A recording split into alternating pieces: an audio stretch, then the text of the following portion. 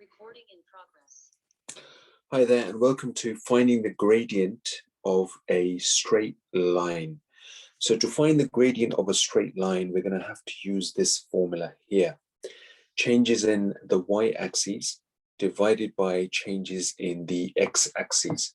So we know that the y-axis is the line that goes from top to bottom, and the x-axis is the line that goes across from left to right. So the y-axis is horizontal line, and the x-axis is the y-axis is the vertical line, and the x-axis is the horizontal line. Let's just write this down. So y-axis is the vertical line, x-axis is the horizontal line.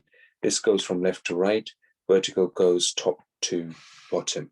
Now what we're trying to do is we're trying to find the difference or the change between them. So the changes in the y-axis divided by the changes in the x-axis. So let's try this together. Now, first of all, you can do the changes any way you like. So there are people who actually use the changes within the graph, pretty much drawing a right angle. So let's try option number 1 first of all, and both options are going to give us exactly the same answer. So anywhere on this particular grid, you can just draw a line that will kind of give us an idea of what we need to do in terms of measuring.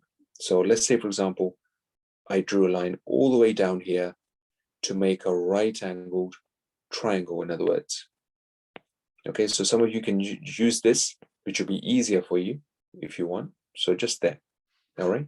Now let's work out the difference between our formula. So remember that formula that we gave before, changes in y-axis divided by changes in the x-axis.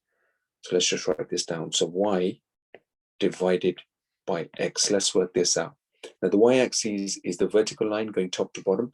So let's work out so we start here from 12 and we finish at 0. So 12 take away 0 is going to be 12. Divided by, we start here at 4 and we finish at -2. So all the way across will be 1, 2, 3, 4, 5, 6 numbers.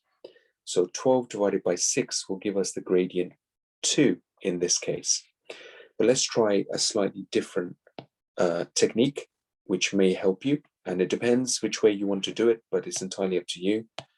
We can always find out the difference in the triangle using exactly the same formula, but you don't need to go all the way down to make a right angle. So let's just show you this very quickly. So let's go here. Okay, so this is a mini right angle triangle, by the way.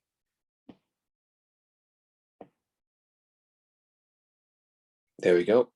Okay, so I've just made a mini right angle here. So we'll do the same thing as we did before. Let's find out what the height is, or the y-axis. So in this case, it's going to be 1, 2, 3, 4. So let's put down 4 there. This way, work out the width or the x-axis. So 1 and 2. And let's write down 2 there. So 4 divided by 2 will give us 2 again. So both these answers are correct. It's just a different way of working out the gradient of a straight line. Now, what is a gradient of a straight line? What does it actually mean? So the gradient is basically the slope of the line itself. So when we talk about getting the answer 2, so this slope here is the gradient. So the slope on the right angle triangle is going to be the gradient. Gradient means the slope. The slope on a hill, for example, you can work out in terms of the gradient itself as well.